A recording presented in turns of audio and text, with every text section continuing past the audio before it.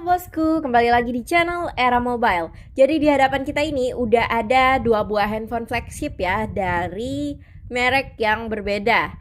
Di sebelah kanan ada Vivo X200 Pro, ini baru aja launching ya di bulan ini awal tahun 2025. Sedangkan di sebelah kiri ada si jagoan dari Samsung nih, yaitu Samsung S24 Ultra. Kira-kira gimana ya hasil perbandingan di video kali ini? Fokusnya sih kita mungkin bakalan bahas kedua kamera telefotonya ya. Jadi simak video ini sampai habis buat tahu jawabannya. Di bagian pertama ini kita bahas dari segi desainnya dulu. Kalian bisa lihat sendiri tadi kita udah tampilin ya dari awal. Untuk bagian belakangnya pasti kalian udah bisa nyimpulin sih desain mana yang jadi favorit kalian. Karena soal desain dan tampilan itu tergantung selera masing-masing ya. Kalau menurut aku sih untuk Samsung S24 Ultra ini desainnya lebih simple dan elegan dengan bobo-bobo yang terpisah. Di sini nggak menuhin area backdoor si HP-nya sendiri. Jadi tetap kelihatan stylish dan backdoor HP-nya itu tetap punya fokus yang lain ya selain kameranya. Beda lagi sama si Vivo X200 Pro ini. Dia punya kamera yang super besar, hampir nutupin setengah dari bagian backdoornya. Dan dengan bulatan yang besar ini, ternyata tempat flashnya juga belum muat ya. Di sini flashnya dia dikeluarin di sampingnya. Terus untuk tampilan warnanya, kalian bisa lihat di sini punya warna yang berbeda, tapi mereka ini sama-sama warna titanium. Tapi untuk titanium dari Vivo X200 Pro ini, dia titaniumnya lebih cerah, jadi agak keputih warnanya. Sedangkan untuk si Samsung S24 Ultra ini, dia warna titaniumnya itu lebih kecoper-coper gitu, jadi agak kecoklatan. Lanjut kita ke bagian samping kanannya. Di sini untuk tombol volume turun naiknya sama-sama berada di samping kanan ya, kalau kita lihat dari segi layarnya. Terus di samping kiri, di sini mereka sama-sama polosan aja, nggak ada apa-apa. Di bagian atas sama-sama punya lubang mikrofon dan lubang infrared. Terus di bagian bawah juga mereka sama-sama punya lubang speaker. Terus ada lubang USB Type-C untuk pengecasan dan akses lainnya. Dan di sini ada lubang mikrofon juga dan ada lubang SIM injektor ya, serta tempat SIM card-nya. Tapi ada satu buah lubang yang berbeda ya antara kedua HP ini. Untuk Samsung dia ada kayak lubang kosong gini, kalian pasti bingung ya. Ini adalah tempat pennya ya guys. Jadi kalau kalian beli Samsung S24 Ultra ini, kalian juga udah dapet pensilnya. Jadi pen buat multiguna lah ya, buat kalian yang punya keperluan sama pen-pen gitu. Terus di sini dari sensasi yang saya pegang ya, di sini untuk si Vivo X200 Pro itu dia bodinya lebih tipis ya dibandingkan sama Samsung S24 Ultra. Dan untuk terjangkau satu tangan, itu menurut aku sih untuk sudut atas ke sudut bawah si Vivo X200 Pro ini lebih terjangkau ya dengan satu tangan dibandingkan ukuran tinggi dan lebar dari Samsung S24 Ultra ini.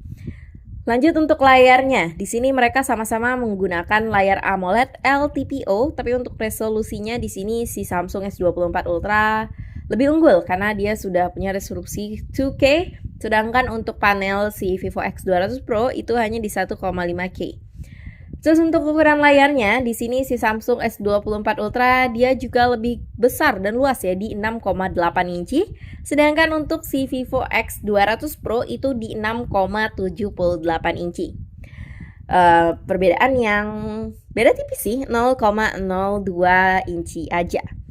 Terus untuk ketahanan layarnya itu si Vivo X200 Pro ini dia disupport dengan Armor Glass ya untuk perlindungannya. Sedangkan untuk si Samsung S24 Ultra ini dia dilindungi oleh CGG V2. Terus untuk desainnya, kita balik lagi ke desainnya ya. Kalian udah bisa nemuin perbedaan belum untuk tampilan dari layar kedua HP ini? Yap, bener banget. Si Samsung S24 Ultra ini dia tampilan layarnya masih flat display. Jadi ya masih seperti series yang terdahulu ya, flat display. Sedangkan untuk si Vivo X200 Pro ini dia sudah menggunakan layar quad curve design. Jadi dia melengkung di bagian sisi-sisi sudut hub layarnya, tapi nggak selengkung si desain 3D curve. Lanjut dari layarnya, tampilan layarnya itu kita ke ketahanan IP-nya. Di sini udah sama-sama tersertifikasi IP68, yaitu udah anti air di bawah kedalaman 1,5 meter. Sedangkan untuk si Vivo X200 gak hanya punya IP68 itu aja ya, dia juga dilengkapi dengan IP69. Jadi punya dua ketahanan IP untuk Vivo X200. IP69 ini fungsinya untuk ketahanan air yang tekanan tinggi ya. Jadi kayak pistol-pistol air yang tekanan tinggi itu dia udah tahan ya body-bodinya. Lanjut kita ke kamera kali ya. Di sini untuk kameranya si Vivo X200 Pro ini, kamera belakangnya itu disupport sama 50 megapiksel Sony LYT dengan sensor 818 OIS kamera. Jadi itu untuk kamera utamanya. Super panjang banget namanya dan super gacor banget hasilnya. Terus untuk kamera telefotonya, ini nih yang jadi highlight di video ini. Perbedaan kamera telefotonya.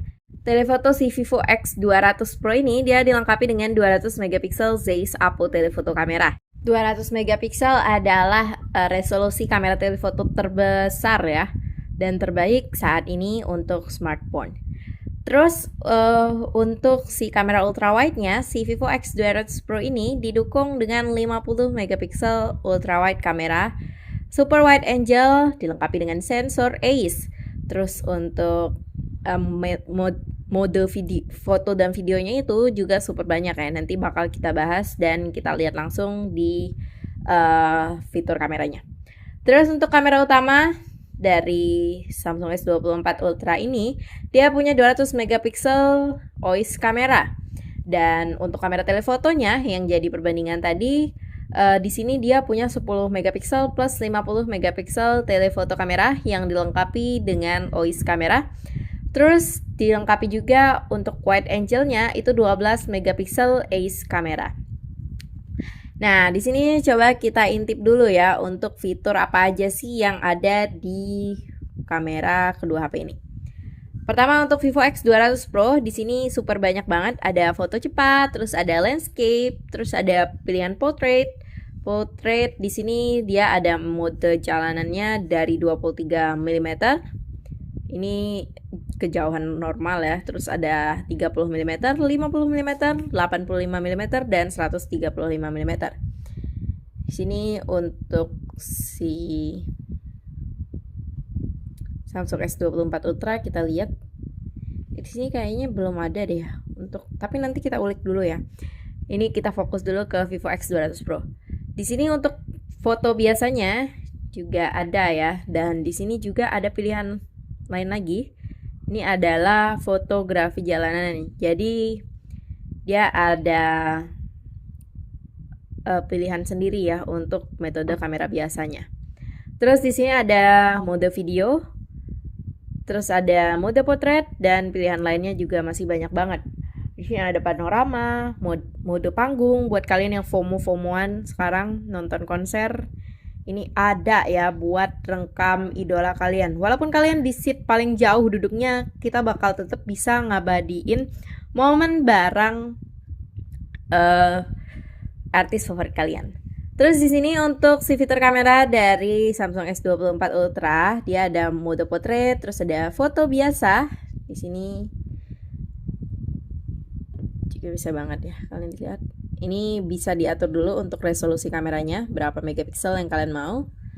Terus sini ada rasio, terus ada video biasa dan pilihan lainnya banyak banget juga ya. Bisa dipilih sesuai kebutuhan kalian.